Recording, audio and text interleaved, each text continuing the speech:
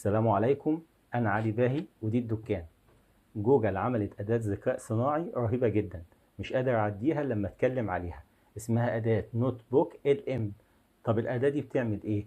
بتاخد منك أي نص أو مقال أو قصة أو بوست أو حتى ملاحظاتك وتحوله لتحليل صوتي احترافي بصوت مذيعين راجل وست بيحللوا المحتوى بأسلوب جذاب كأنك بتسمع بودكاست من إنتاج منصة عالمية. طب مين اللي ممكن يستفاد منها؟ لو انت صانع محتوى احكي قصتك او حول منشور لبودكاست بصوت احترافي. لو انت مدرس حول المحاضرة كلها لصوت واضح وتحليل مبسط. ولو انت طالب لخص الدروس بصوت وراجعها بسهولة. حتى لو عايز تحكي قصة حياتك هتطلع بودكاست شكله عالمي. والمفاجأة الأداة دي مجانية 100%. خطوات استخدام أداة نوت بوك ال على موقع نوت بوك ال ام. هتكتب على جوجل نوت بوك ال ام، هتطلع معاك أول نتيجة.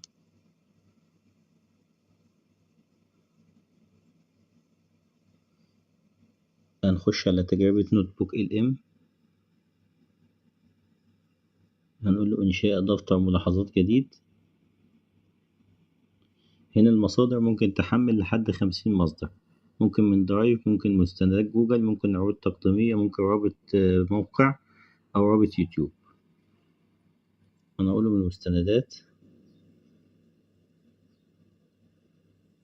هختار النتيجة ديت، أقول له إدراج.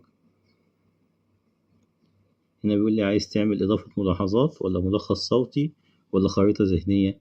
أقول له ملخص صوتي. هيقول لي جاي إنشاء المحادثة استنادا إلى مصدر واحد، وهو بيقعد حوالي 3-4 دقايق وبتسمع الملخص الصوتي. ودي النتيجة. طيب خلينا نبدأ. النهاردة هنتكلم عن أداة جديدة من جوجل اسمها نوت بوك ال ام. المصادر اللي وصلتنا متنوعة وفيه اهتمام واضح بيها. الأداة دي يعني بتاخد أي نص وتحوله لحاجة زي بودكاست صوتي تحليلي. فمهمتنا هنا نفهم هي بتعمل إيه بالظبط ومين ممكن يستفيد منها فعلا. تماما، واللي يثير الاهتمام فعلا في الموضوع ده. طبعا انت ممكن تكتب له اي لهجة انت عايزها، عايز اللهجة المصرية، اللهجة اللبنانية. بتحمل الملخص من هنا، بتقول له تنزيل، بينزل معاك عادي. هو بينزل بصيغة ويف. انت لو عايز تحوله ل MP3 او MP4 بتخش على اي موقع تحويل وتحوله. لو عايز تنشره على الفيس او اليوتيوب.